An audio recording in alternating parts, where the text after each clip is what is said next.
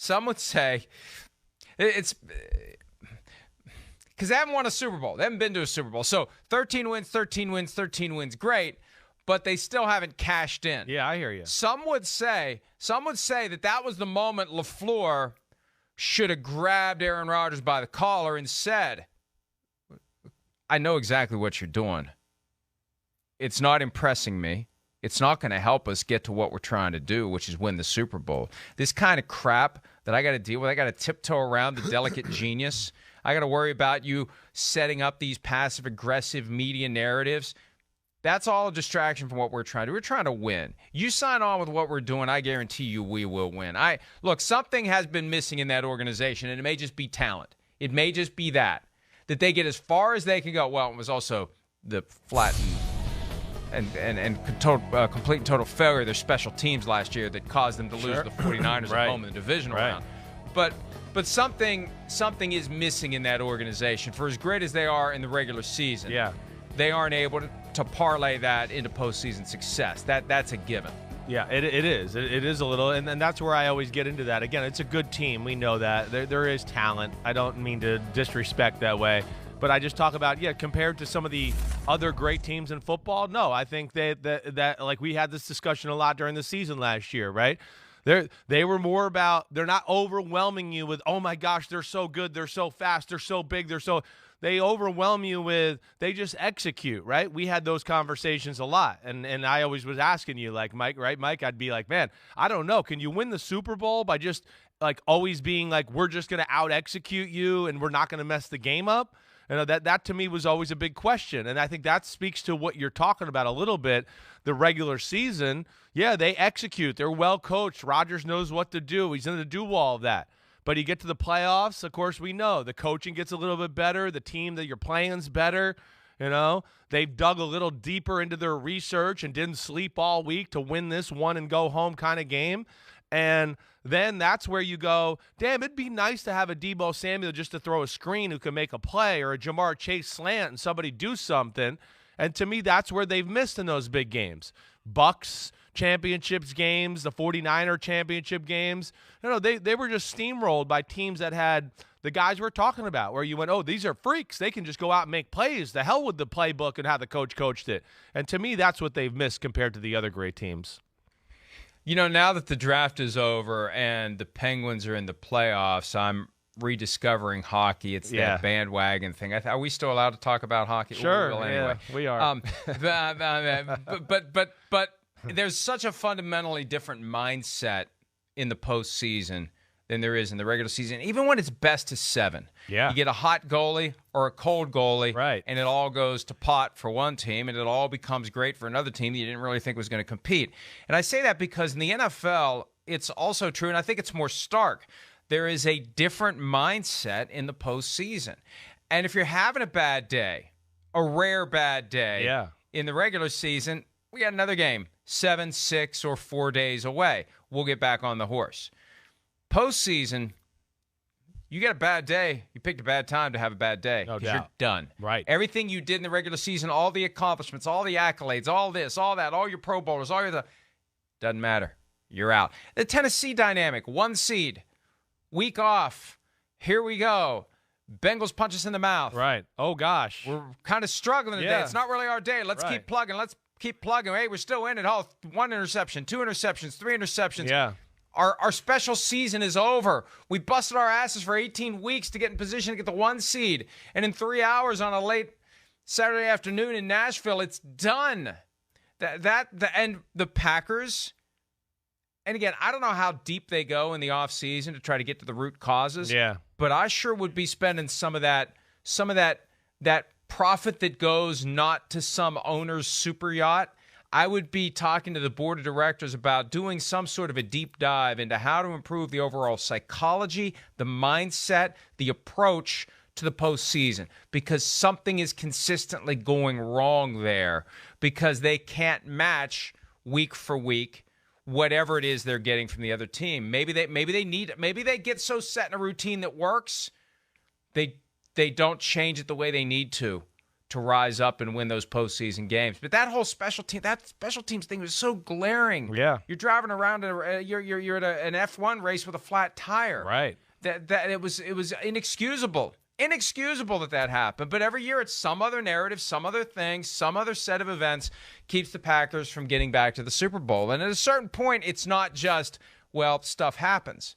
Because every year something is the stuff that happens to the Packers. Yeah, no, I know. That's where, again, every year it's yes, stuff happens to the Packers. Rodgers gets blamed, which, sure, I know he's the quarterback. He could have played better in that divisional game. There's no doubt about it. He certainly was a little too conservative for my liking there. But that's all it goes back to a lot of the times. It's just the coach and the quarterback. And it's just like, okay, yeah, all right, I get it. We can do that. But I just get back to, the base old primitive, like, football talk kind of thing. And I just kind of go, well, yeah, but I mean, if you put the Packers in the back alley against the 49ers or the Bucks or any of those, they're not going to win that fight. They're just more killers on the other teams, lack for a better phrase. I'm sorry. Just more guys like that to me that have an attitude of, wait, it's a big game. I'm ready to smash my face and play to the wall. And I feel like you see that with teams like the Rams. It shows through the screen. The 49ers, it throws through the screen. Same with the Bucks as well. And I think you saw that even a little with, some of we've seen that with the Chiefs, that they can go to that level and be crazy like that. And of course, we saw it with the Bengals. And to me, there's an intensity element that misses or something, Mike. I'm just trying to put my kind of head on it too, as far as from Green Bay. That's not the same as some of those teams we're talking about. And I know you see it a little because we've talked about it before. You said something that caught my ear early on. Yeah. And I want to just slide from Green Bay to Minnesota. Yeah. And then I'll slide back. One of the problems between former Vikings coach Mike Zimmer and quarterback Kirk Cousins was too conservative too often. Right. Didn't let it fly. Right. Didn't let it rip. Case in point, that Sunday night game against the Cowboys when Dak Prescott was out. Hurt, right. And Cooper Rush, one of the backups in the NFL that have interchangeable last names and first names, played. One of the things I know that had Zimmer apoplectic about Cousins is in that game, Cousins chose to play it conservative because he's thinking they don't have Dak Prescott. If I don't F it up, we win this game. And obviously they didn't. But I thought of that when you said that Rodgers was too conservative in that game against the 49ers because he may be thinking the same thing. He may be outsmarting himself in those games. Hey, it's Jimmy Garoppolo. Holy crap. I mean, come on.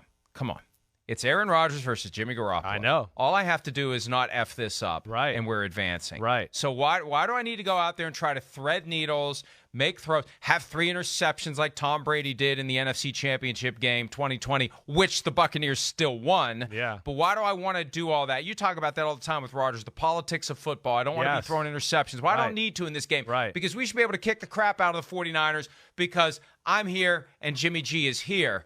Again, they got to break that mindset. They got to break it, Mike. When January rolls around. You're right. It's got to be my legacy's on the line. I'm a gunslinger. I'm going to go out there and sling the gun. Right. Do you think Josh Allen or Patrick Mahomes would go into the game like that? Or even Brady for that matter? I mean, sorry. I mean, yeah. Do you think they'd go into I'm just going to be real? Because they're going to go, wait, that guy's open. I'm going to freaking kill him and throw a laser down the middle right here. I don't care. I'm freaking Tom Brady or Mahomes or Allen. You've done this. You've shown a crack in the armor, and now we're going to take advantage of it. And, yes, there's some of that element. And, see, that's where I get back into that. It's the execution and be careful and let's not mess up the game, and that's cool. That's cool, but it's hard to win that way in the NFL. That's what made New England great. New England had a way of going, wait, we're ultra aggressive, but yet we take care of the ball and don't do stupid stuff. And that's why they won the Super Bowl every year, because they were one of the few teams that ever in the history of the sport that could kind of do both, where you're like, wow, they can execute and be aggressive. This is crazy, right? But that, there has to be that part of, that part of your inner nature or ability to strike in those moments. And yeah, I think that times would to be a little tough on Rodgers, that he's a little conservative in those moments. And I think it's as simple as this. because we rarely see the Packers in this position, the position they were in 2010, when they had to go on the road. Yeah. They're the 6th seed. They go to Philadelphia, barely beat Mike Vick and the Eagles, but Right. they advance. They go to Atlanta and kick the ever-living crap out of the Falcons And on a was on Saturday night, fire. 48-22. Shoo. Right? Right. Because you know what? There's no pressure. Exactly. There's no expectation. Right. Could it be as simple? And this is one of the things I love about football, because even with all the skills and abilities of the players, at the end of the day, there's still a human heart beating inside. There's still a human brain inside of the skull. And guys in that sport are as susceptible as the rest of us to something as simple as, holy crap, I got a lot riding on this. Yeah, we're good. I hope I don't mess it up. Man, I don't want to be the one to screw this Right. up. And the difference between we got nothing to lose, 2010, we go on the road 3 straight games, go to the Super Bowl and beat the Steelers because nobody expected us to be here, versus everybody expects us to be here. Everybody expects us to win a Super Bowl. With each passing year, man, I don't got many more chances left to win a Super Bowl. There's more pressure on me this year. Oh, the table's set this year. Let's not screw it up. Well, we screwed it up last year. The table's set this year. Let's not screw it up. I'm telling you. I think there's something to it, Mike. That's what they need to. That's the wall that the Packers need to be breaking down. And the fact that they haven't done it, I don't know. They've even tried to do it. I don't even know that they're capable of admitting that the wall's there. You're welcome in advance, Green Bay Packers, if you take anything beneficial from this conversation Chris and I are having. But there is a mental wall in the organization, starting with their quarterback, that keeps them, especially after they've had a great season, they're a 1 seed. It keeps them from being the killers in January that they were the rest of the year. Yeah, I think there is something to that. I am. It's certainly not up to the level of the teams that we've seen go to the Super Bowl and win the Super Bowl the last few years. There's an element that is missing there, whether it's the first 49ers NFC Championship game, of course the Bucs game like you're talking about. I mean, it explains it. The Bucs were having a meltdown in the second half and still won because they had guys that were just like, so what? We're gonna hit you hard and we're gonna make a play. You're gonna fumble. You know, Brady's going to throw a bomb before the end of the half. Screw, we're going to be tactical and get 4 more yards to make the field goal a little quicker. We're going to kill you right here. We're throwing the bomb for the touchdown with 8 seconds left in the half. That, to me, is what Green Bay misses. It is. I don't mean to be mean or disrespectful. I got great respect for them in so many ways, but compared to the other top teams in football, that's the element that I do think they miss there. And if you're a Packers fan who is watching or listening, first of all, thank you very much. Second of all, there's 2 ways you could react to what we're saying. One is to cross your arms and get pissed off because they're not showing the team respect. How dare they? They hate the Packers. Or you could be saying, man, these guys may have a point. I would have been nice to have been to a Super Bowl at some point since 2010. Even nicer to win one. Maybe they are right. Maybe there is something going on here. Maybe we shouldn't be so thrilled with going 13-4 and be a little more demanding about what happens after 13-4 becomes 0-0 in the postseason, because that's the point we're trying to make. We're trying to help. We're trying to help here. Maybe I shouldn't be saying these things if I hate the Packers as much as some of the folks out there think. Keep doing what you're doing. It's working, Packers. Keep doing what you're doing, because we love nothing more than to watch Aaron Rodgers walk off the field pissed off after he loses in January. So just keep doing what you're doing. See, that would be an example of something that if people just clip that. Yeah, they would. They'd be taking my words out of context. That is a prime example for everybody out there who wonders why I get pissed off when somebody says something, they mean what they said, and it's one sentence in a longer paragraph. They say, you took my words out of context. No, we just isolated your quote. Taking your words out of context, it would be doing exactly what I did there when I was joking about the attitude that I would have if I hated the Packers as much as some Packers fans think. Hi, I'm Mike Tirico, and thanks for watching. Make sure to hit subscribe for the latest news and highlights from NBC Sports.